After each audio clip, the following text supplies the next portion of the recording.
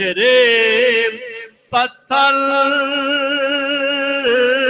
दिल में क्यों दर्द नहीं इंसानों का दुख देता है मजलूमों को मासूमों को तरसाता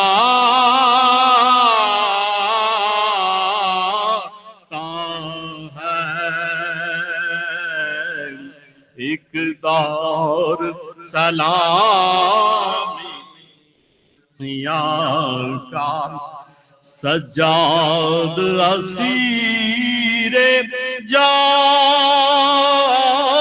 हुए अफसोस किसी ने ये ना कहा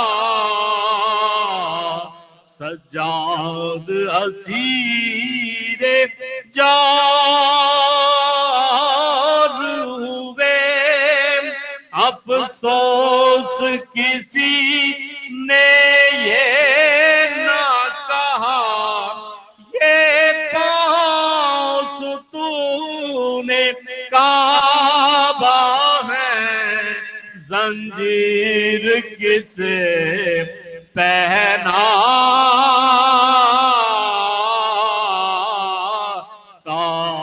है।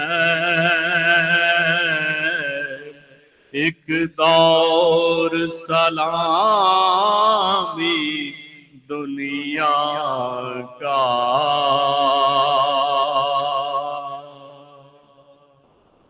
सूरह फातिहा।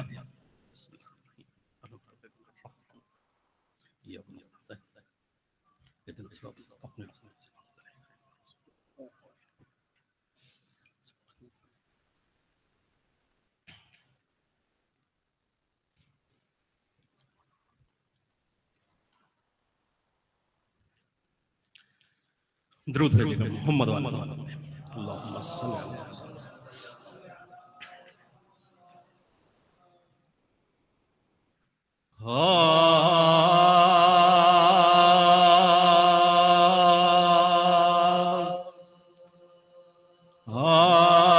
घर से जब बहरे सफर सईदे आलम निकले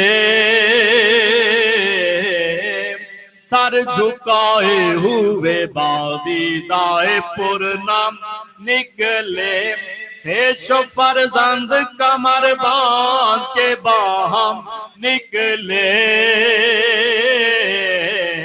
रोके फरमाया कि इस शहर से अब हम निकले रोके फरमाया कि इस शहर से अब हम निकले रात से गिरियाए ज़हरा की सदा है देखे किस्मत हमें किस दायित्व में ले जाती है रुकिया शहर सुबह कब्र चैन चाहे अनाम बहर तस्लीम झुके मुत्तासिले बाबे सलाम इज़्न पढ़कर जो गए कब्र के नजदीक इमाम अर्ज की आया है आजा फिर रुखसत को गुलाम अर्ज की आया है आजा फिर रुखसत को गुलाम ये मक्का हमसे आप ऐ शाहे ज़मन छुटे ता है आज हज़रत के नवासे से वतन छुटता है चैन से सब है घरों में मुझे मिलता नहीं चैन सख्त आफत में है अब आपका ये नूरुल ऐन टुकड़े दिल होता है जब रो के हरम करते हैं बैन। नन्हे बच्चों को भला लेके किधर जाए हुसैन। नन्हे बच्चों को भला लेके किधर जाए हुसैन। शहर में चैन नाम, जंगल में अमान मिलती है। देखिए कब्र मुसाफिर को कहाँ मिलती है। ये वो दिन है कि परिंदे भी नहीं छोड़ते घर। मुझको दरपेश है इन रोजों में आपा का सफर। 7 बच्चों का है बादशाह जिन्नो बशर। है कहीं कत्ल का सामा, कहीं लुट जाने का डर। है कहीं कत्ल का सामा, कहीं लुट जाने का डर। तंग जीने से हूँ पास अपने बुला लो नाना। अपनी तुरबत में नवासे को छुपा लो नाना। ये बयां करके जो तावीज से लिपटे सरवर। यूं हिली कब्र के थर्राई जरिए अनवर। आई तुरबत से ये आवाज़ हबीबे दावर। तेरी गुर्बत के मैं सदके मेरे मजलूम के सर। तेरी गुर्बत के मैं सदके मेरे मजलूम के सर। कोई समझा ना मेरी गोद का पाला तुझको। हाय आदान मदीने से निकाला तुझको। घर से जब बहरे सफर सईदे आलम निकले।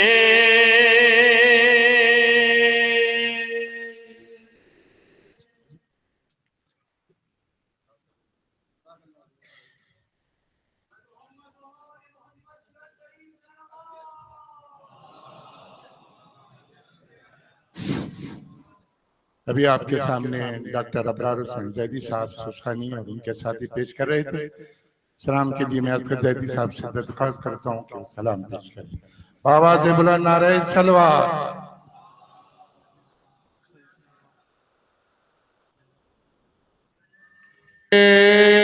हैदरी। आवाज़ बुलंद नारे सलवा।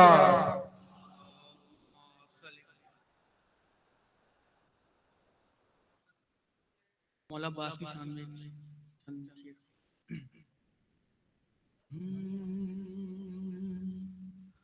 मौजज़ा ये प्यास का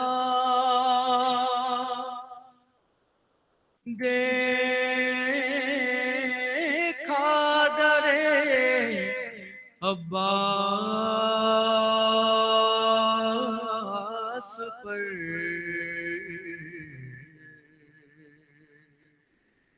मौजज़ा ये प्यास का देखा दरे अब्बास पर। सजदा करने आ गया दरिया दरे अब्बास पर। इतनी ऊंचाई अता कर दी से अब्बास ने, इतनी ऊंचाई अता कर दी से अब्बास ने, खुद वफा करती है अब सजदा दरे अब्बास।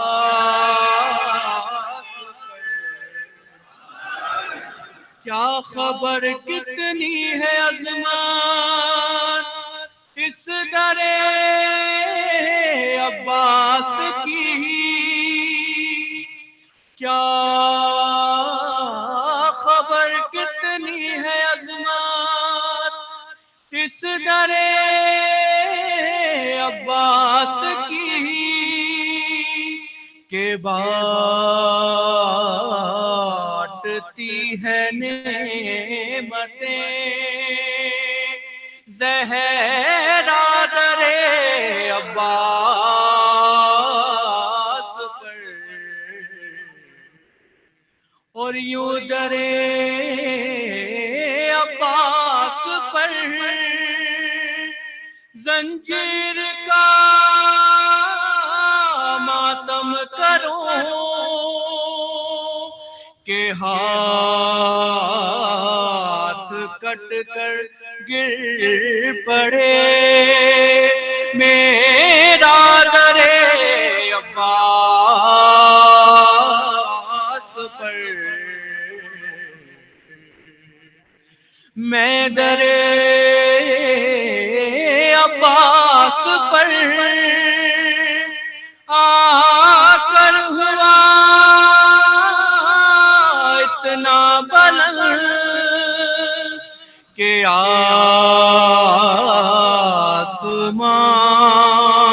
लगने लगा छोटा दरे अब्बास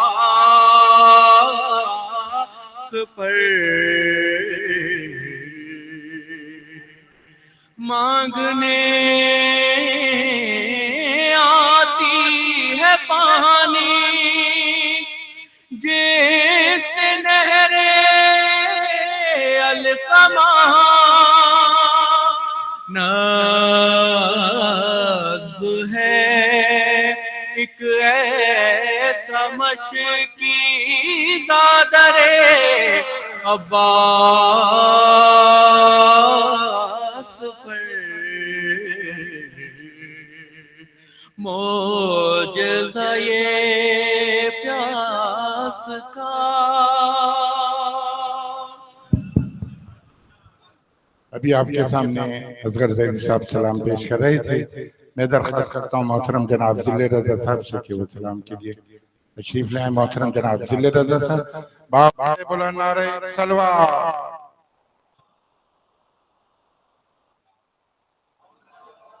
नारे हैदरी।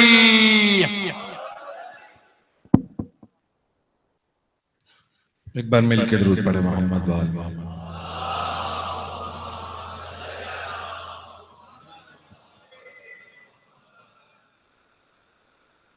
सलाम की पेश करूंगा 4 में से, उससे पहले हुक्म हो गया पहली मुहर्रम को पढ़ता हूं हमेशा। गमे हुसैन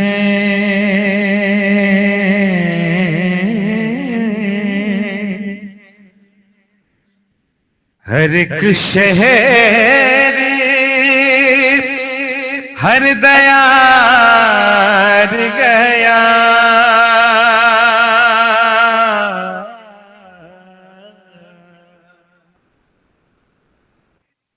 गमे हुसैन हर एक शहर हर दयार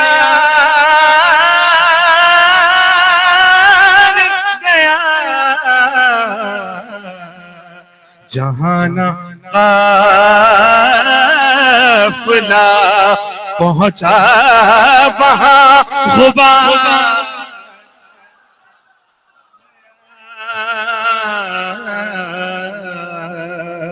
जहाना काफिला। और उम्मत की गलत फहमी कि ये कहीं बला है अगर जंग शाहज़ादों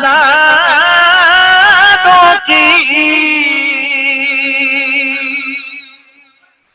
ये कहीं बला है अगर जंग शाहज़ादों की। अरे कलम में दम है तो लिखो हुसैन हार, कलम में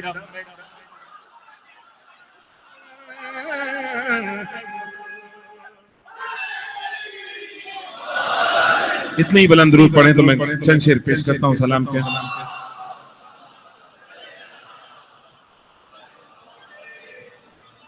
इरादा कुछ और पढ़ने का था, नजमी भाई बैठे हैं, उनको देख के मुझे कलाम याद आ गया। सरकार इमाम हुसैन की शान में चंद शेर। रदीफ पे तवज्जो चाहूंगा, रदीफ है कलाम की तो मैं हुसैन नहीं।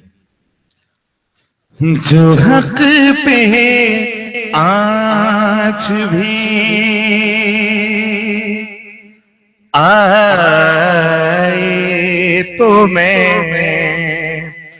हुसैन नहीं। मेरे नौजवान दोस्त फजाइल सुनना इमाम हुसैन। जो हक पे आज भी आए तो मैं हुसैन नहीं। अरे यजीद मिट नहीं जाए तो मैं हुसैन, मिट नहीं जाए तो मैं हुसैन नहीं है।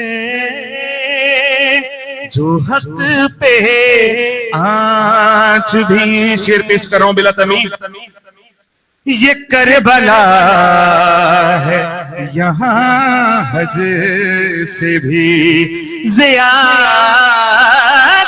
लो। हल्का मिसरा था, ये करबला है, ये करबला है यहाँ काबे से ज़्यादा लो। अरे तवाफ करने ना आए तो मैं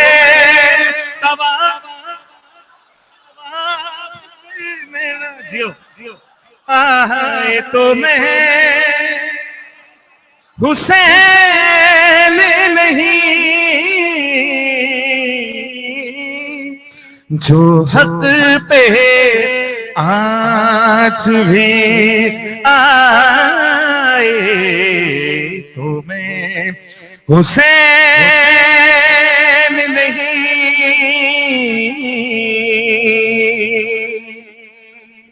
अगर पुकारूं मैं आदम को अपनी तुल्बत पे, सुनना क्या कह रहे मौला।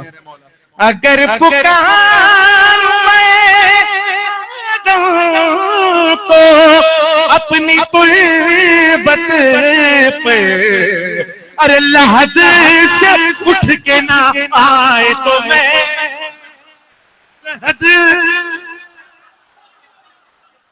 लहद से उठ के ना आए तो मैं हुसैन नहीं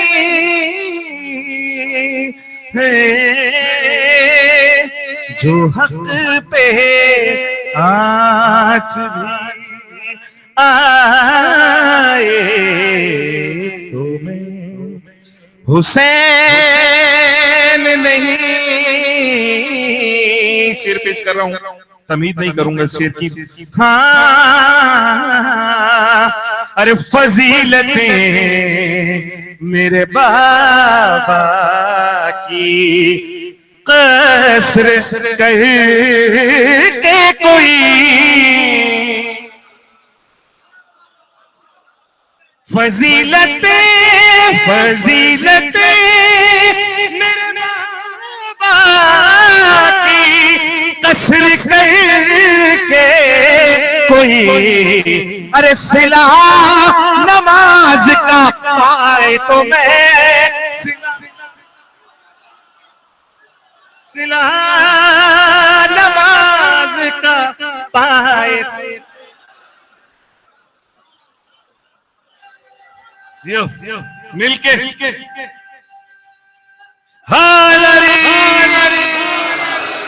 फजीलतें मेरे बाबा की कसर करके कोई फजीलतें मेरे बाबा की कसर करके कोई सिला नमाज का पाए तो मैं हुसैन नहीं है जो हक पे आँच भी आए तो मैं हुसैन नहीं। शेर पेश कर रहा हूं भाई, तरफ देख के शेर सुनिएगा। मैं जाके बैठूंगा पूछते नबी पे सजदे में, थोड़ी सी बेस खोलना इसको। मैं जाके बैठूंगा पूछते नबी पे सजदे में, मैं जाके बैठूंगा पूछते नबी पे सजदे। मिलके दुरूद पढ़े एक बार, मोहम्मद वाले मोहम्मद।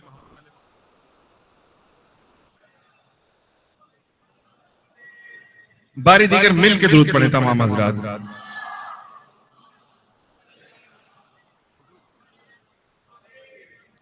मैं जाके बैठूंगा पूछते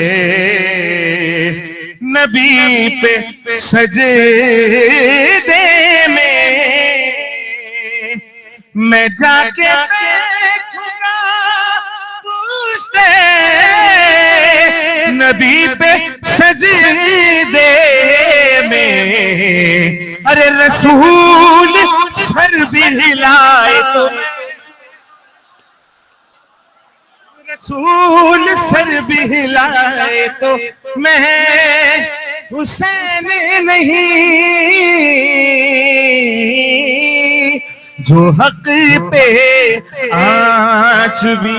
कलाम मैंने मुख्तसर किया, मकतबी छोड़ा, आखिरी शेर पेश कर रहा हूँ जो क़िबला की तकरीर के एक नुक्ते से मैंने ये शेर कहा, ये शेर पेश कर रहा हूँ। हाँ, बैठ जाए जावेद भाई, यहीं बैठ जाए, मिलके दुरूद पढ़े मोहम्मद वाले मोहम्मद।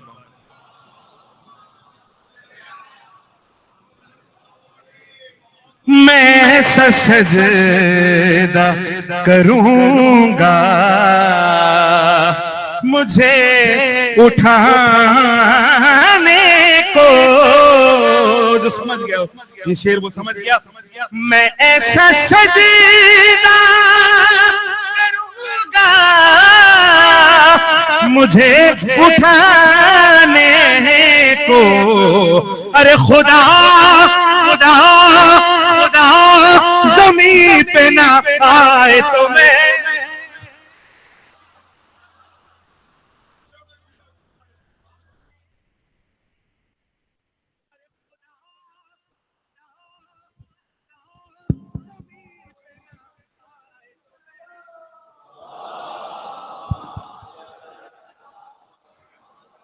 नारे हैदरी हैदरी, बाबा से बुलंद नारे सलवा।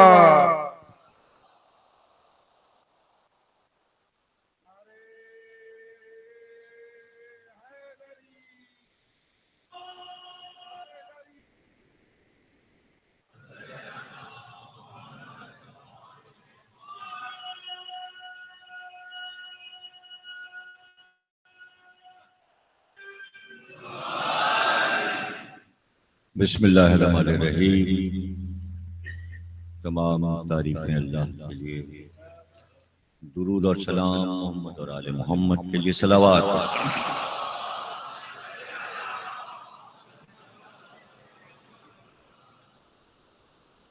1438 हिजरी के शे मुहर्रम की पहली तकरीर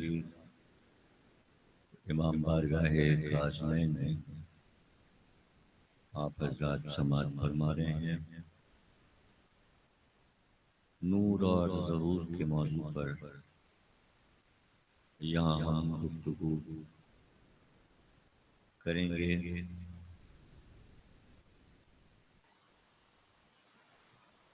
सालाना अशरा है ये अज़खाने का। मुहर्रम का चाँद आप हज़रात देख चुके, मुहर्रम का आगाज हो गया, अज़ा का आगाज हो गया।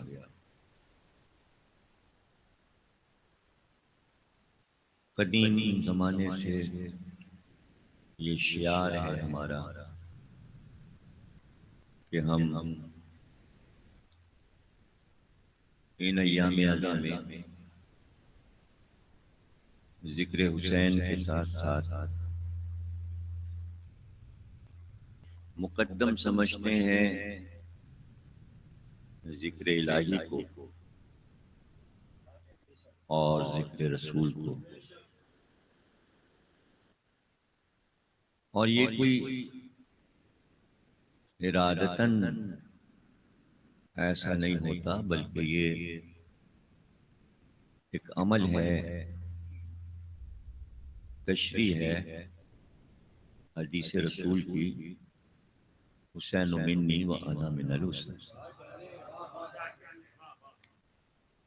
और मुहर्रम दरअसल इस पूरी हदीस की शरह है कि मैं हुसैन से हूँ और हुसैन मुझसे। हुसैन रसूल के नवासे हैं, इसलिए हुसैन रसूल से ही औलाद बुजुर्ग से ही होती है। लेकिन ये एक अनोखा फरमान दूसरा हिस्सा कि मैं हुसैन से हूँ। गोया रसूलुल्लाह इन मजालिस को देख रहे थे, इन मजमों को देख रहे थे, इस जिक्र को सुन रहे थे कि मैं हूं हुसैन से। तो जिक्र हुसैन असल में जिक्र रसूल है।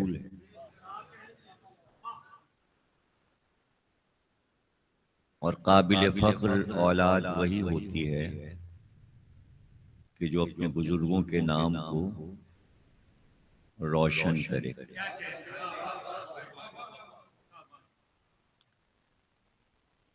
फरमाने मासूम में कोई एक मानी नहीं होते, बल्कि चूंकि वो आसमानी कलाम होता है इसलिए सदियां गुजर जाएं, लेकिन नबी के लफ्जों की तशरीह खत्म नहीं होगी। कहने को एक छोटी सी हदीस है कि हुसैन मुझसे हैं और मैं हुसैन से हूं,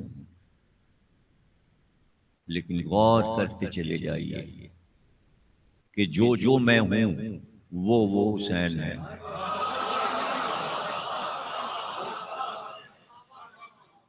और हम यहां से शुरू करते हैं कि अगर रसूलुल्लाह नूर हैं तो हुसैन भी नूर।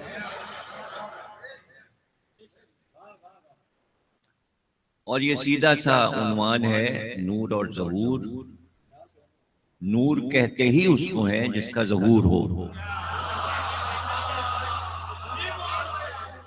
देखिए, जाहिर को नूर कहते हैं, जो चीज गायब हो वो रोशनी नहीं।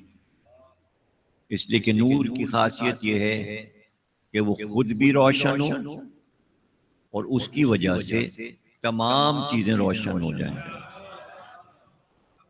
रोशनी ना हो तो कोई चीज नजर नहीं आएगी। हर चीजें हम देखते हैं सूरज की रोशनी में, और जब रात हो जाती है तो सब चीजें निगाहों से पोशीदा हो जाती हैं, इसलिए कि अंधेरा हो जाता है। तो अब दो चीजें हैं, एक नूर है और एक अंधेरा है। दोनों एक दूसरे की जिद हैं, और दुनिया में अल्लाह ने जितनी चीजें बनाई हैं सब चीजों की जिदें हैं, और हर चीज अपनी जिद से पहचानी जाती है। यानी जब आप कहेंगे ये सच्चा है तो ये सच्चा है, इसका मतलब ये झूठा नहीं है। ये सच बोल रहा है, इसका मतलब ये कि ये झूठ नहीं बोल रहा। तो इसी तरह हर चीज की एक जिद है। वो रंगों में भी है, वो फलों में भी है, वो सब्जियों में भी है, वो जमीन व आसमान में है। हर चीज अपनी जिद से पहचानी जाती है। मिसाल दी जाती है रात और दिन। दिन रात से पहचाना जाता है, रात दिन से पहचानी जाती है, और दोनों एक दूसरे की जिद हैं। उसी तरह नूर की भी एक जिद है, और ये कुरान ने समझा दिया, या नूर है या जुल्मत है। जुल्मत नूर की जिद है। जुल्मत या नूर है या जुल्मत। हम ये कहते हैं कि रसूल अल्लाह नूर है, लेकिन जो नहीं कहना चाहते रसूल अल्लाह को नूर, वो रसूल अल्लाह को कहते हैं कि खाकी बशर थे। हम कह रहे हैं वो नूर हैं, उन्होंने कहा वो खाकी हैं। खाक जो है वो नूर की जिद नहीं है, नूर की जिद जुल्मत है। यानी जब आपने इनकार किया कि रसूल अल्लाह नूर नहीं है, तो मिट्टी कहां से आ गई? मिट्टी नूर की जिद थोड़ी है। नहीं समझे, बहुत से लोग नहीं समझे, और बिल्कुल भी नहीं समझे, और पीछे वाले बिल्कुल नहीं समझे, और आगे वाले समझे तो बहुत ही कम समझे। इसलिए अब हम इसी को समझाते हैं। रात और दिन एक दूसरे की जिद हैं। फिर से समझा रहे हैं ताकि बात समझ में आ जाए। रात और दिन एक दूसरे की जिद, काला और सफेद एक दूसरे की जिद। या काला रंग है, काले कपड़े हैं, या सफेद कपड़े हैं।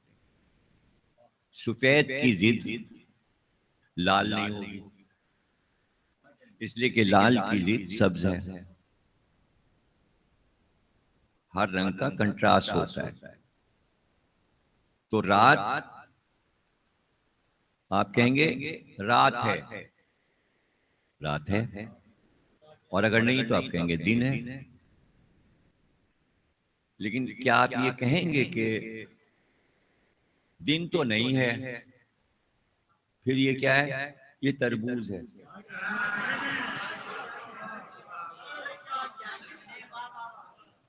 उसको क्या कहेंगे? अहमक। अरे भाई रात है, जब दिन नहीं है तो रात है, और जब रात नहीं है तो दिन है। किसी जानवर का नाम थोड़ी लेंगे आप, भाई दिन नहीं है फिर क्या है? उल्लू है। कुछ भी नहीं समझ रहे आप, बिल्कुल भी नहीं समझ रहे। जब तक आप ये नहीं समझेंगे, पहले बात शुरू की थी कि सच्चा है, अगर सच्चा नहीं है तो झूठा है।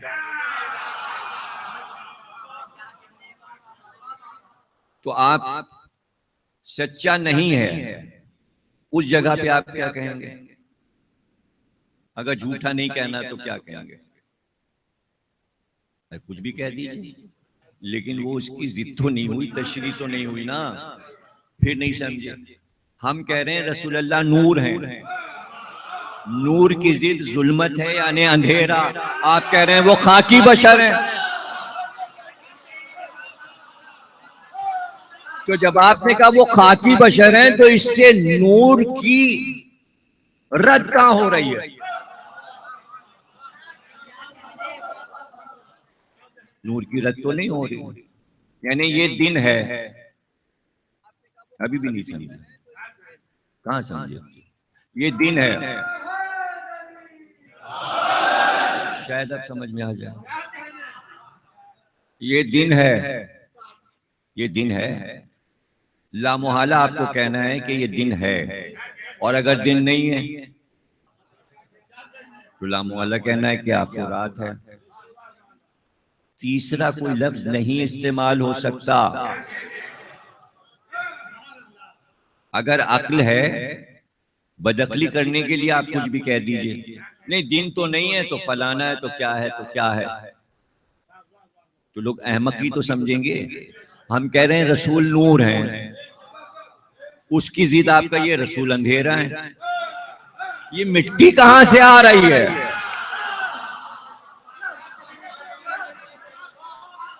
ये खाकी बशर कहां से आया? ये कहां से आ गया? ये हमने कब कहा कि रसूल अल्लाह पानी है? अगर हम कहते कि पानी है तो आप कहते आग है, और हम कहते हवा तो आप कहते मिट्टी, और हम कहते मिट्टी तो आप कहते हवा। एक दूसरे की जिद बोली जाएगी ना। ये तीसरी चीज अहमकाना कहां से आ गई? हम कह रहे हैं नूर है, आप अहमकपन की बात कर खाकी है। हमने तो इसकी बहस ही नहीं की है, हमने तो इसकी बहस नहीं की। तो ये कहने की जहमत क्यों हुई कि खाकी हैं, और ये कहने की जहमत क्यों हुई कि बशर हैं, जब खुद उन्होंने फरमा दिया वलमा खलक़ल्लाहु नूरी, सबसे पहले अल्लाह ने हमारे नूर को बनाया, सबसे पहले हमारा नूर खल्क किया। तो सवाल ये है कि अगर आपको इनकार करना है कि नूर नहीं है, तो आपका ये अंधेरा है। अंधेरा आप कह नहीं सकते। खाकी तो आपने इसलिए कह दिया कि खुद आप खाकी हैं।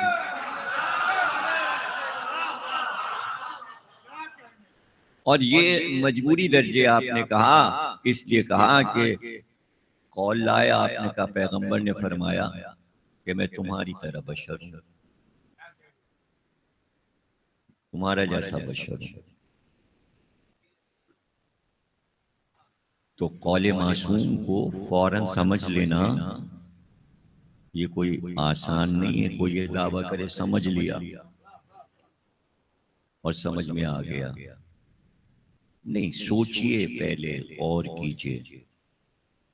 और गौर करने के लिए सदियां, ये नहीं कि एक दो साल में बात समझ गए, नहीं, सदियां गुजरने दीजिए और सब मिलके सर जोड़ के बैठें, दुनिया के सारे अक्लमंद और दानिश्वर, और उसके बाद फैसला करें और फिर बताएं कि कौले मासूम समझ में आ गया। अगर ये कह दिया कि मैं तुम्हारा जैसा इंसान हूं, तुम्हारा जैसा बशर हूं, तो इस पे क्यों ना गौर किया कि ये कब कहा कि तुम मेरे जैसे हो?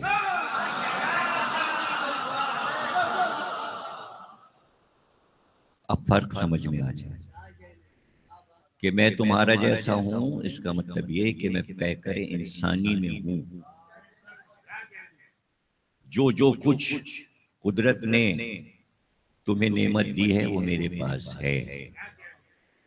यानी मैं देखने में तुम्हारा जैसा इसलिए लग रहा हूं कि कद-ओ-कामत, पैकर इंसानी, चेहरा, आंख, नाक, कान, हाथ, पैर, तुम्हारी तरह चलता हूं, फिरता हूं, खाता हूं, सोता हूं, जागता हूं, तो मैं तुम्हारा जैसा हूं। लेकिन तुम मेरे जैसे नहीं हो, इसलिए कि मैं वो हूं जिस पर वही आती है, तुम पर नहीं आती। मैं मेराज में जाता हूं, तुम मेराज पे नहीं जाते। मैं पानी पे चल सकता हूं, तुम नहीं चल सकते। मेरा बुराक हवा में परवास करता है, तुम्हारी सवारी जमीन से उठती है और गिरने का खतरा रहता है। तो इसलिए तुम मेरे जैसे नहीं हो सकते, तुम मेरे जैसे नहीं हो सकते। तुम मेरे जैसे कैसे हो सकते हो? मेरा जैसा जो होगा तो मैं बता दूंगा। मैं तो तुम्हारा जैसा हूं, लेकिन ये ऐलान अलग होगा कि मेरा जैसा कौन है। मेरा जैसा कौन? मेरा जैसा या अली है, या हसन है, या हुसैन है। तुम नहीं हो।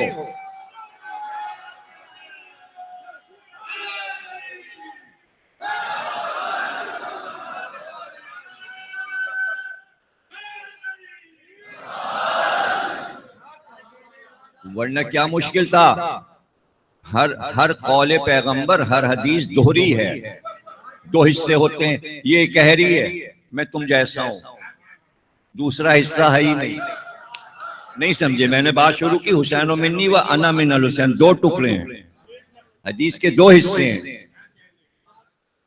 हुसैन मुझसे है, दूसरा हिस्सा मैं हुसैन से हूं। अली तुम मुझसे हो, मैं तुमसे हूं। दो हिस्से होते हैं हदीस के। ये एक गहरी हदीस है, मैं तुम जैसा हूं, तुम मेरे जैसे नहीं हो। तो इसके माने अब कहीं पर इसे पूरा होना चाहिए। अली मुझ जैसा है, हसन मुझ जैसा है, हुसैन अव्वलवाना मोहम्मद, आखिरवाना मोहम्मद, औसतवाना मोहम्मद, कुल्लवाना मोहम्मद। इनका अव्वल भी मोहम्मद है, इनका आखिर भी मोहम्मद है, इनका औसत भी ये सब के सब मोहम्मद हैं। ये सब के सब मोहम्मद हैं। ये सब के सब मोहम्मद क्यों हैं? हालांकि सरकार को ये फरमाना नहीं चाहिए था, इसलिए कि वही तो सिर्फ आप पर आती है। फिर ये सब मोहम्मद कैसे हैं? किन मानों में आप कह रहे हैं कि अव्वल भी मोहम्मद है, आखिर भी मोहम्मद है?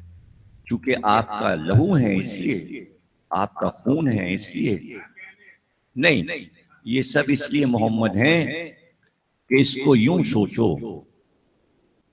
अगर इनमें का एक एक मेरी जगह होता तो क्या करता, और अगर इन 13 में हर एक की जगह पर मैं होता तो मैं क्या करता। तो जनाबे आली, इस पे अशरे के अशरे पढ़े जा सकते हैं कि अगर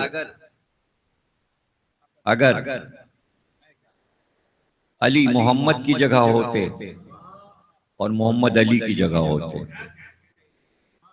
तो क्या होता का क्या होता। इसलिए कि हमें तो कुछ पता ही नहीं। अरे आपको पता होना चाहिए, इसीलिए तो शब हिजरत बिस्तर पे सुलाया था कि देखो मोहम्मद लग रहे हैं कि नहीं लग रहे। अव्वल मोहम्मद है, अव्वल रोज बता दिया, हिजरत की रात बता दिया। लग रहे हैं ना अली मोहम्मद, ऐसे ही लग रहे। हाँ, बस ये है कि जनाब वही तो सरकार पर ही आती है। अगर ये सब मोहम्मद हैं तो इसमें एक चीज माइनस कर दीजिए, 13 मोहम्मद तो लगेंगे लेकिन वही नहीं आएगी। हाँ, अली को बिस्तर पे सुला दिया, चादर उड़ा दी, तो सब यही समझते रहे मक्के वाले कि मोहम्मद सो रहे हैं।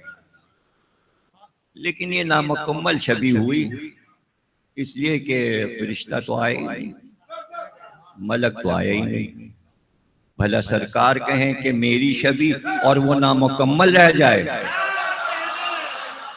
इसलिए अहले सुन्नत ने भी लिखी ये रवायत कि अर्श आजम पर अल्लाह ने फरिश्तों को आवाज दी, देखो एक भाई पर जान को कुर्बान करके सो रहा है और ये फख्र का मकाम है। ये बताओ तुम में कोई ऐसा है कि जो अपनी उम्र दूसरे फरिश्ते को दे दे? भाई अली ने अपनी जान कुर्बान कर दी है और लेट गए हैं तलवारों के साए में। अब ये बचें या कत्ल हो जाएं ये तो आगे की बात है, लेकिन इन्होंने कुर्बानी दी है। तुम में कोई है? तुम में कोई है? तो फरिश्तों ने ये तो न कहा, हालांकि सबको भाई वहां भी बनाया गया था। जिब्रील के भाई मीकाइल हैं और मीकाइल के भाई जिब्रील हैं और सारे फरिश्ते आपस में भाई भाई हैं। और अल्लाह ने कहा है तुम में कोई जो अपने भाई को अपनी जिंदगी देकर, तो फरिश्तों ने कहा कि तूने हमें जो उम्र दी है हम चाहते हैं तेरी इबादत में कट जाए। इसके माने फरिश्तों ने इबादत सिर्फ इसी को समझा कि तस्बीह और तकदीस की जाए। अल्लाह बताना चाह रहा था मोहम्मद पे जान कुर्बान कर देना भी इबादत है।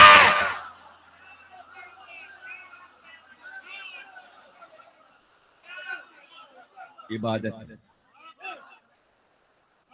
तो भाई अब तुम तो जान कुर्बान नहीं करोगे, इसलिए अब अली ने तो ऐसा किया है, तो अब जाओ जिब्रील और मीकाइल जाओ जहां अली सो रहे हैं और एक सरहाने खड़े हो जाए जाके और एक पायती और जाके मुबारकबाद दो अली को मुबारकबाद। तो जिब्रील सरहाने आए, मीकाइल पैरों की तरफ आए और आते ही कहा मरहबा मरहबा, आए अबू तालिब के बेटे मरहबा, दुनिया में तेरी कोई मिसाल नहीं,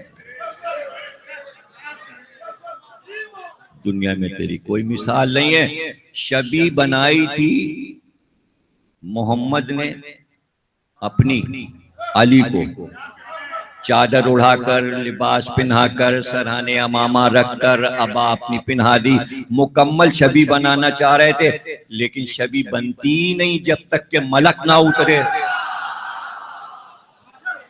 तो अब जिब्रील और मीकाइल भेजे जा रहे हैं तो गारे सौर में जाए ना, ये इधर क्यों आ रहे हैं? ताकि शबी मुकम्मल हो जाए। और नबियों पर एक फरिश्ता आता है, अली पे 2 भेजे गए शबे, ताकि एक दूसरे की गवाही दे, हाँ गए थे।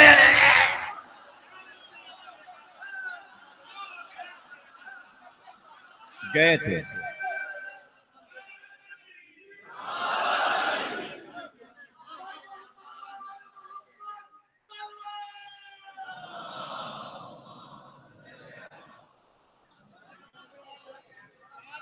हालांकि कुरान में आए थे कमिस्र ही शैन, अल्लाह कहता है मेरी कोई मिसाल नहीं, अपने को कह रहा है मेरी कोई मिसाल नहीं, और आज फरिश्तों से कह रहा है जाके कहो अली तेरी कोई मिसाल नहीं। मैं इसको क्या समझूं? या अपने लिए कह रहा है मेरी कोई मिसाल नहीं, और शबे हिजरत अल्लाह के फरिश्ते कह रहे हैं कि या अली तेरी कोई मिसाल नहीं। तो कम से कम जिब्रील से पूछा तो जा सकता है ना, दस्ते अदब बांध कर कि आयत आप लाते हैं जब उसकी कोई मिसाल नहीं, तो अब ये क्यों कह रहे हैं आपके इनकी मिसाल नहीं? तो भला जिब्रील आपके सवाल पे खामोश हो जाएंगे? वो फौरन जवाब देंगे कि अल्लाह के लिए मैंने कहा था उसकी कोई मिसाल नहीं, कोई मिसाल नहीं। यहां मैंने कहा है अबू तालिब के बेटे तेरी कोई मिसाल नहीं। अगर मैं सिर्फ ये कहता अली तेरी मिसाल नहीं तो शिर्क हो जाता, इसलिए मैंने कहा है अबू तालिब के बेटे तेरी मिसाल नहीं। पता चला मलक अगर अबू तालिब का नाम यहां ना ले तो उससे शिरक हो जाएगा। तो अबू तालिब का नाम फरिश्ते को मुशरिक बनाने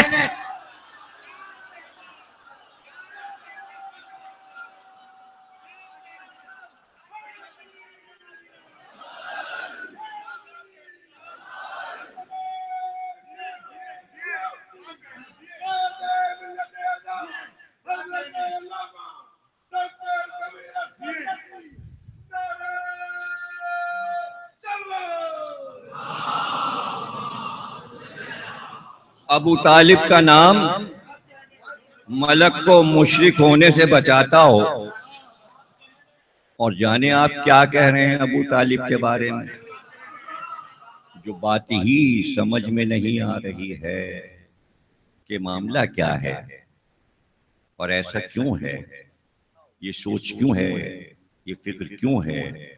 इसलिए कि किसी बड़ी शख्सियत, किसी अजीम शख्सियत, मशहूर उलुल अज़्म, साहिब इज्जत व एहतराम से जब बात करते हैं तो दिल ये चाहता है कि इसको खुश करें, इसे नाराज ना करें। इसलिए सबसे आसान तरकीब ये होती है कि इसको खुश करने के लिए दो ही तरीके, या इसके बाप दादा की तारीफ इसके सामने की जाए या इसकी औलाद की तारीफ की जाए।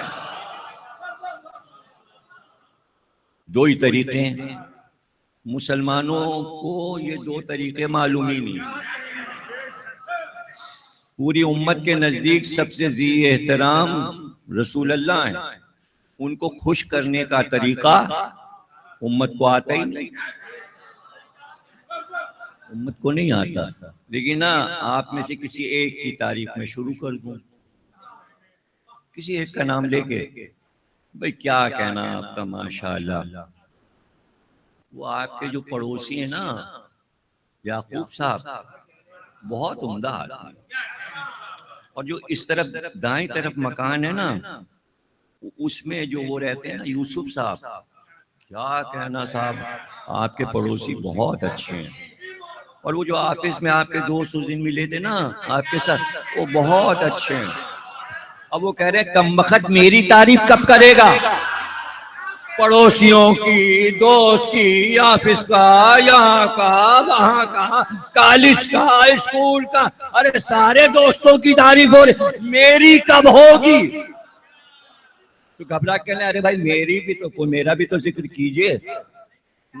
तो ये आपका जिक्र नहीं है क्या?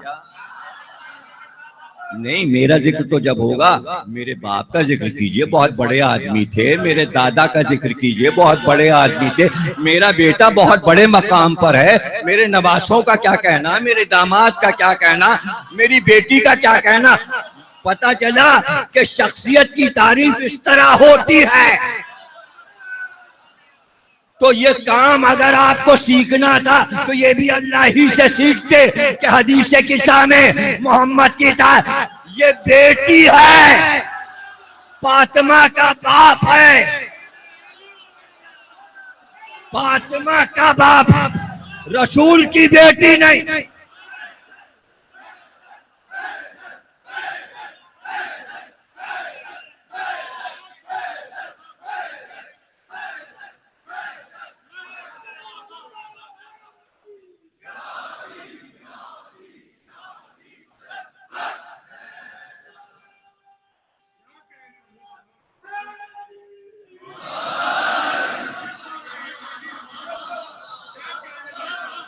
इससे ज्यादा अल्लाह अपने हबीब को क्या खुश करता कि मेरा हबीब खुश हो जाएगा जब मैं ये कहूंगा इस चादर के नीचे फातिमा जहरा है और उनका बाप है और उनका शौहर है और उनके बेटे हैं। यानी फातिमा जहरा से सबकी रिश्तेदारी बराबर की है। जितनी रिश्तेदारी बीबी की रसूल अल्लाह से, उतनी हजरत अली से, उतनी इमाम हसन और इमाम हुसैन से। अगर रसूल अल्लाह से तारुफ होता तो तीसरी पुश्त का तारुफ होता। ए रसूल आप हैं, आपका दामाद है, बराह रास्त नहीं। आपके नवासे हैं, बराह रास्त नहीं। फातिमा से सबकी रिश्तेदारी बराह रास्त है। फातिमा है, बाप है, शौहर है, बेटे हैं। अली से तारुफ हो तो बराह रास्त नहीं, वसीला बीच में। पता चला फातिमा बीच में वसीला है। किस चीज का वसीला है? नूर का वसीला है। ए रसूल मैं तुम्हें खल्क न करता। 5 मासूमों से हदीस है, मेरी किताब जनाब सैयदा पहले सफ़े पे मैंने यही हदीस लिखी है इमाम के हवाले से। हदीस कुदसी है, ए रसूल मैं तुम्हें खल्क न करता अगर अली को खल्क न करता, और ए रसूल तुमको और अली को मैं खल्क न करता अगर फातिमा को खल्क न करता। सोचते रहिए, यानी नूर का मंबा। इसलिए हदीस किस्सा में कहा मादन रिसालत। मादन कहते हैं खजाने को, जहां से हीरा निकलता है। मादन से हीरा निकलता है। रिसालत एक हीरा है, एक नगीना है, और मादन यानी रिसालत का असल जो है वो जनाब फातिमा ज़हरा है। एक सलावात पढ़िएगा।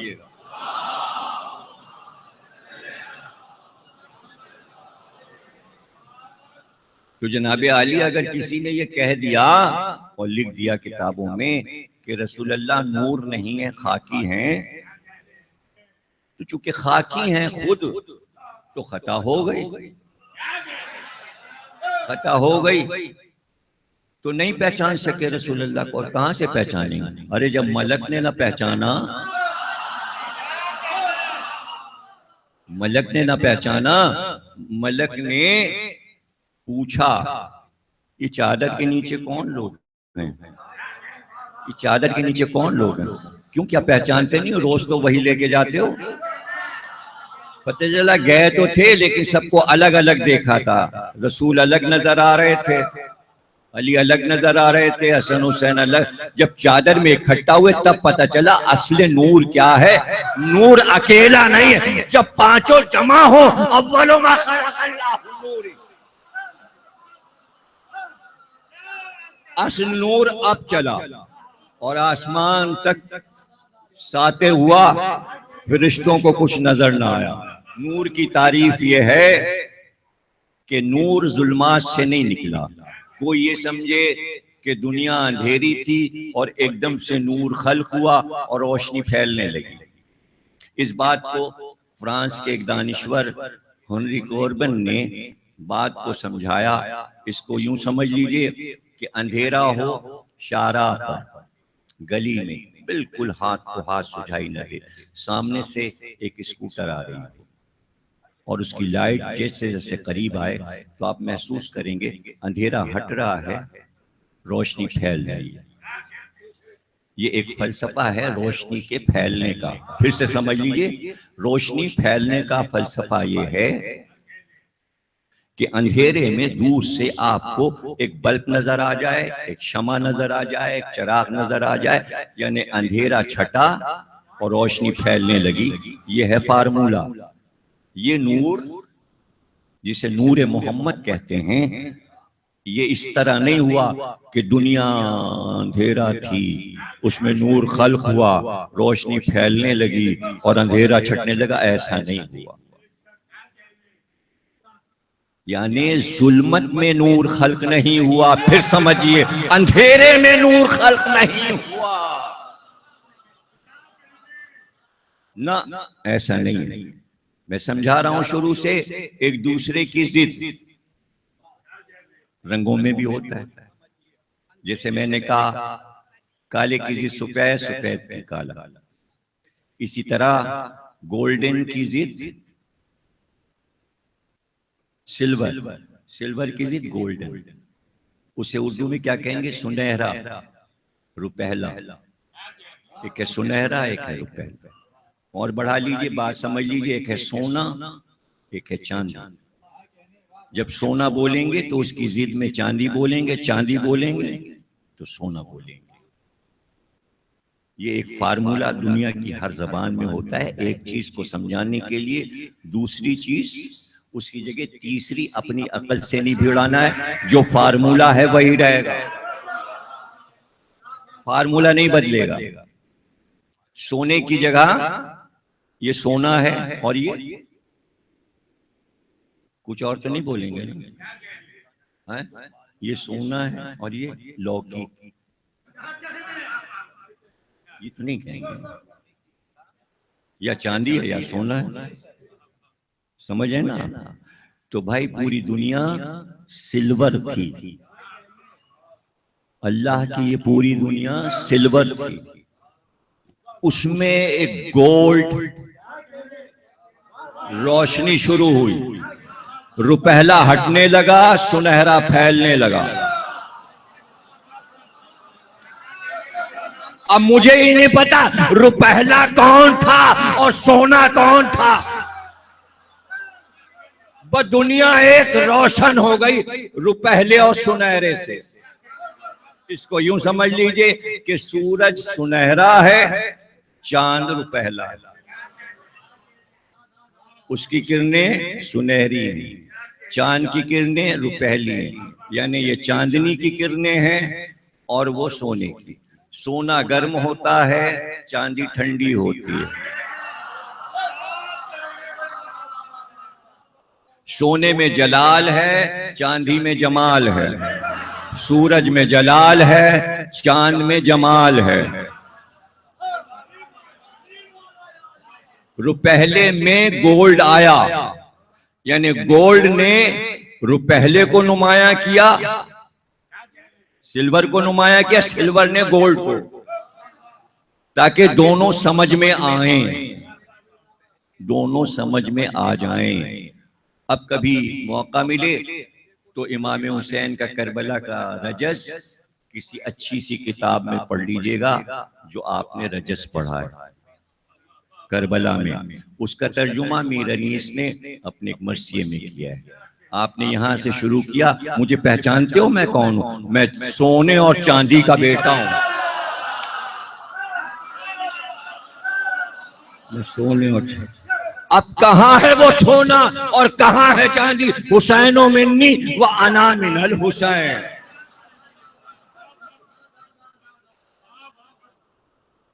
ये जमाल और जलाल, इसलिए कहा पुकार कर कुरान में, वह शम्स वज़ुहाहा वल क़मरे ज़ा तलाहा। कसम है मुझको सूरज की और कसम है मुझको चांद की। इमाम जाफर सादिक अलैहिस्सलाम से पूछा गया कि अल्लाह ने सूरज की कसम क्यों खाई और चांद की कसम क्यों खाई? आपने फरमाया सूरज की कसम नहीं खा रहा, जाते मोहम्मद की कसम खा रहा। चांद की कसम नहीं खा रहा, जाते अली की कसम खा रहा। रिसालत की कसम खा रहा है और इमामत की कसम खा रहा है। तो अब तशबीह में कुरान ने बताया सूरज रिसालत है, चांद इमामत है।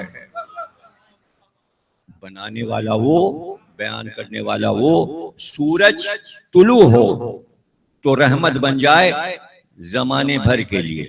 ये नहीं होगा कि मुसलमान रोशनी लेंगे, यहूदी नहीं लेंगे। ये नहीं होगा कि ईसाइयों को रोशनी नहीं मिलेगी, काफिर को नहीं मिलेगी। यानी उसकी रहमत सब पर बराबर है।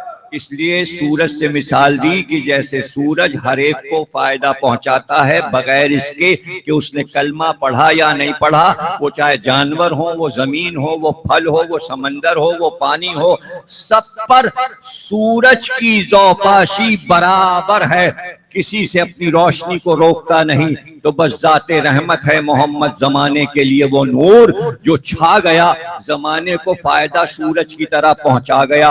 अब है चांद, उसमें गर्मी है, उसमें जलाल है, चांद में जमाल है। जमाल का मतलब ये है, पहले जलाल तो समझ लीजिए। जलाल ये है कि काफिरों पे तलवार भी चले, जो रिसालत से टकराएं, बदर में, उहद में, खंदक में, खैबर में, उनसे क़िताल हो, और तमाम अरब में रिसालत छा जाए। ये जलाल है। और चांद इमामत है। और जब इमामत का दौर आए तो न बद्र हो, न उहद हो, न खंदक हो, न खैबर हो, खामोशी हो। क्यों? इसलिए कि चांद गर्मी नहीं फैलाता, चांद जलाल नहीं फैलाता। इसलिए कि चांद तुलू हुआ अंधेरे में, जिसे रोशनी लेनी है वो ले ले, लेकिन चांद की रोशनी इतनी मीठी होती है कि सूरज की रोशनी से हर मूजी घबराता है। इसलिए कभी नहीं सुना गया कि सूरज की रोशनी में सांप अपने बिल से निकला हो या बिच्छू निकल के सड़क पे चल रहे हो। इधर रात आई, चांद तुलू हुआ, सारे हशरातुल अर्ज़, लाल बेग से लेके खनखजूरे तक, जितने हशरातुल अर्ज़ हैं उनकी आवाजें आने लगती हैं। झींगुर इतना चीखते हैं कि जंगल गूंजने लगता है। दिन में झींगुर नहीं बोलता, इतना सा कीड़ा, और वो शोर जब सब मिल के करते हैं रात चांद की रोशनी में, यानी चांद जलाएगा नहीं। सूरज से सब डरते हैं, दिन में नहीं निकलते। सारे मूजी उस वक्त निकलते हैं जब चांद तुलू करता है। सूरज के लिए ये मसले नहीं हैं, चांद के लिए मसले हैं कि वो तैतुशुआ में भी हो और दर अकरब भी हो। 3 दौर ऐसे मुसीबत के चांद पे गुजर जाते हैं। सूरज पे ऐसे दिन नहीं गुजरते, लेकिन चांद खामोश रहता है। नहीं, आप कहां समझे? मिसाल देने वाला अल्लाह है। रसूल को सूरज कहा और अली को चांद कहा, तो शरीयत का कोई काम सूरज से नहीं होता। इसलिए कि सूरज सारी शरीयत चांद को दे चुका। अब शरीयत चांद से चलेगी, सूरज से नहीं चलेगी। जो सूरज से शरीयत ले रहे वो अहमक हैं। इसलिए कि सूरज निकल के न ईद मनवाता है न बकरीद। चांद निकले तो ईद हो, चांद निकले तो बकरीद, चांद निकले तो रमजान, चांद निकले तो ज़कात वाजिब, चांद निकले तो हज वाजिब। पता चला शरीयत तो चांद चला रहा है, तो अब शरीयत अली से चलेगी, मोहम्मद दे चुके। इसलिए हुआ है गदीर का वाक़या। और ये जो हाथ पे बुलंद किया है ना, उसकी मिसाल भी बयान कर दी। वह शम्से व ज़ुहाहा वल कमरे इज़ा तलाहा। तलाहा कहते हैं किसी का पीछे पीछे साथ साथ आना। तो ये मुकद्दर कर दिया चांद और सूरज के लिए। जहां से सूरज डूब के गायब होगा वहीं से चांद तुलू होगा। यानी वाजे कर दिया कि अगर चांद और सूरज कहा है तो हमने बिला फसल रखा है, बीच में कोई नहीं। हालांकि लाखों करोड़ों तारे हैं, लेकिन किसी तारे ने यह दावा नहीं किया मैं सूरज का जानशीन हूं। चांद पुकार के कहता है मैं सूरज का जानशीन हूं। वह शम्से व ज़ुहा वल कमर इज़ा तलाहा, बिला फसल जानशीन चलता हुआ है। ये मिसाल हर जगह मिल जाएगी। ऐसा नहीं है कि परवरदिगार आयत में कहे और हमें तारीख में और हदीस में ना मिले। इसीलिए पुकारा, नबी बनाए गए हैं आप। इससे पहले भी सब नबी बनाए गए थे, हमने नहीं देखा सिवा एक मिसाल के कि आदम ने ये कहा हो कि तू नबी बना रहा है, एक मददगार दे दे। हमने नहीं सुना, कहीं नहीं लिखा कि नूह को नबी बनाया गया हो और नूह ने कहा एक मददगार दे दे। हमने नहीं सुना कि इब्राहिम को नबी बनाया गया हो और उनका परवरदिगार एक मददगार दे दे, सिवाय एक मिसाल के, जब मूसा को नबूवत दी तो कहा मेरा एक मददगार बना दे, और ये नहीं कहा, अगर ये कह देते कि मेरा मददगार बना दे तो अल्लाह किसी को भी मददगार बना देता, बल्कि मूसा ने ये कहा मेरे भाई को रिसालत के काम में मेरा मददगार भाई कहकर दलील अभी से कायम कर दी कि दावत जुलशीरा में एक भाई उठेगा। हाँ, ऐलान ये कर दिया जो मेरी मदद करेगा आने वाले दौर में, मेरा वसी, मेरा खलीफा, मेरा जानशीन। अरे भाई हम क्या करें, आप लोग दावत जुलशीरा में थे नहीं, इसलिए आपको पता ही नहीं कि खिलाफत का फैसला तो जब ही हो गया था, आज पहली मुहर्रम को नहीं हुआ, आज नहीं हुआ।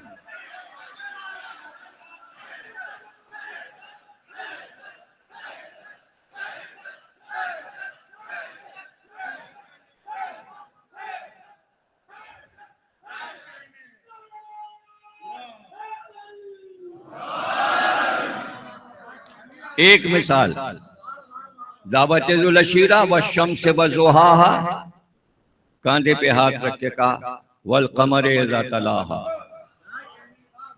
एक मिसाल। दूसरी मिसाल, शब हिजरत, मेरे बिस्तर पे सो जाओ, व शम्स व ज़ुहाहा वल कमर इज़ा तलाहा। तीसरी मिसाल, ये कुल्ले कुफ्र है, मैं तुम्हें कुल्ले ईमान बनाकर भेज रहा हूं। पूरा लिबास अपना पहनाया और ऐलान किया जो आज इसे कत्ल करेगा वही तो मेरा जानशीन है। भाई मेहनत का काम करके ही जानशीन बनता है, ऐसे ही जानशीन बनता है। और बना के बताया कि बाहर निकलकर लिबास पूरा खैमे में पहनाया, अपनी कमर का पटका अली के कमर में बांधा, लेकिन बाहर आकर खैमे के अमामा उतार कर अली के सर पे रखा। सलमान ने कहा कि हद यह है कि आपने अपनी नालैने तक खैमे में पहना दी, कमर का पटका बांध दिया, अमामा बाहर आके का सारा लिबास खैमे में पहनाया, अमामा बाहर आके मजमे को दिखा के पहनाया है, इसलिए कि मेरे बाद जूती पे झगड़ा नहीं होगा, इस पे झगड़ा होगा। इसने देख लो पहना दिया। अरे भाई अमामा भी किसी को नसीब हुआ कि नहीं हुआ? ये अमामा। और फिर एक जुमला का, सलमान हम अरबों का ताज, ये अमामा है। इसलिए गदीर में अपने हाथ से सर पे अमामा बांधा और शमले लटका दी। और वहां भी ये जुमला का, हम अरबों का ताज, ये अमामा है। आज मैंने ये ताज अली के सर पे रख दिया, ये ताज अली के सर पे रख दिया। तो ये सारे मकामात तारीख में मौजूद हैं, फिर इसमें बहस की क्या जरूरत है? और अगर आखिरी मंजर देखना है वह शम्स व ज़ुहाहा का, वल कमर इज़ा तलाहा का, तो फिर देख लीजिए आखिरी मंजर भी, ये भी किसी को नहीं नसीब हुआ। रसूल सूरज हैं, अली चांद हैं। आखिरी मंजर देखिए, लाशे रसूल को लिया, लेके कब्र में उतरे, झुके तो अली छुप गए, और सूरज को कब्र में रखा। अब जो उठे तो कब्र से तुलू हुए। वह शम्स व ज़ुहाहा वल कमर इज़ा तलाहा, जहां सूरज डूबा था वहीं से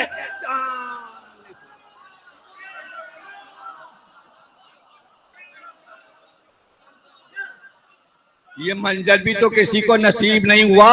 अरे कैसे ये मंजर नसीब होता? जनाजे में ठहरते जब होता ना।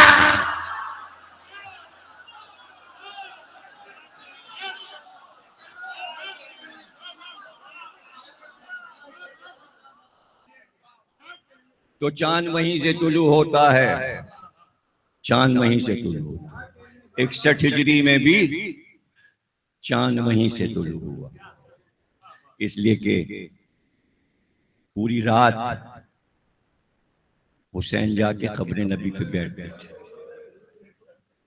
नवासे में और नाना में बातें होती थी। 28 रजब की शब में आधी रात गुजरने के बाद कब्र पे गए। लेकिन आज बड़ी मुख्तसर सी बात की, बहुत मुख्तसर सी बात की, सिर्फ इतना कहा, नाना मुझे अपनी कब्र में छुपा लीजिए, नाना मुझे अपनी कब्र में छुपा।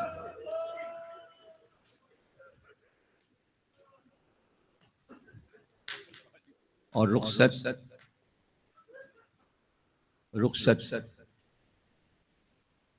शाहजादियों ने कहा हम नाना से रुखसत लेंगे। पहले बीवियां कब्र नबी पे गई, वापस आई और फिर कहा भैया अब अम्मा की कब्र पे ले चलो।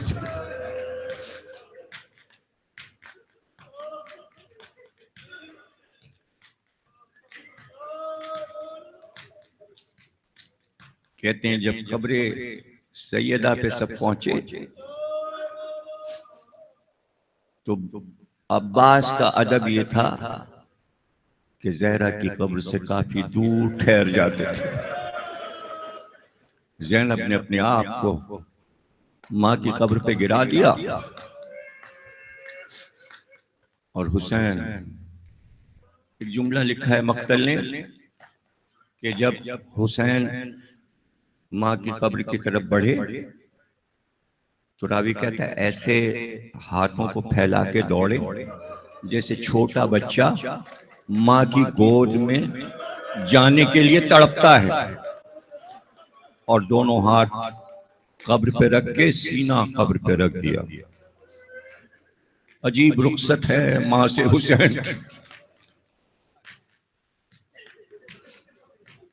अब्बास दूर खड़े हैं, हुसैन का रुखसार माँ की कब्र पे है।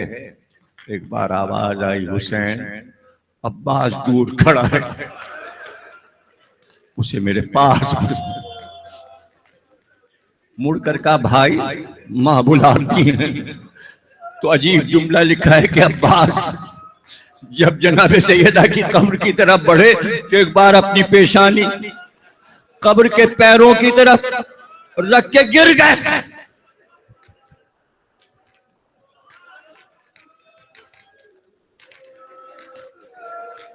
ये हुसैन अपनी माँ से रुखसत हो रहे थे, और अब आखिर में सुन लीजिए कि अब्बास अपनी माँ से कैसे रुखसत हुए। कहते हैं कि काफिला बढ़ गया, जिक्र करेंगे तफसील से आगे की मजलिसों में। जब काफिला बढ़ गया तो दस्तूर ये होता है कि जो काफिला सालार होता है वो सबसे आखिर में सवार होता है। ये अरब का कायदा था कि काफिला बढ़ जाए, काफिला सालार सबसे आखिर में चलता था, ये देखने के लिए कुछ सामान रह तो नहीं गया, कोई मुसाफिर छूट तो नहीं गया, ऐसा तो नहीं कोई वापस आए कुछ लेने के लिए, इसलिए वो इंतजार करता है। अब्बास काफिला सालार थे, काफिला आगे बढ़ गया। अब अब्बास अपने घर से बरामद हुए, सामने घोड़ा मौजूद था। चाहते थे कि रकाब में पैर रखकर पुश्तज़ीन पर बुलंद हो जाएं। अभी पैर उठाकर रकाब में रखा था कि इस मसरा का पर्दा हटा, एक कनीज बरामद हुई। उसने आवाज दी शाहजादे जल्दी आइए, माँ बुला रही है। बस ये सुनना था कि रकाब से पैर निकाला, वापस हुए, लेकिन अब जो चले तो सर को झुकाए हुए, तशवीश में, जाने माँ क्या कहेगी और मैं माँ को क्या जवाब दूंगा। लेकिन पर्दा हटाकर जब सहने खाना में आए, देखा एक दालान के दर में उम्मुल बनीन इस तरह खड़ी थी, सर के बाल खुले हुए, आंख से आंसू बह रहे थे।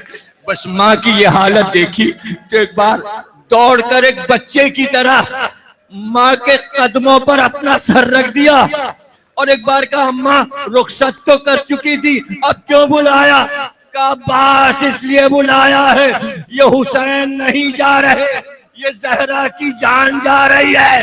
अब्बास, मैं हुसैन को तुझसे लूंगी, तुझे मेरी कसम।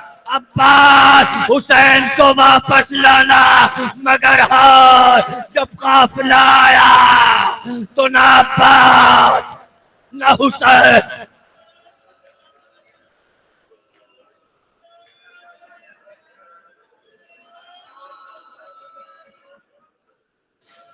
मातब हुसैन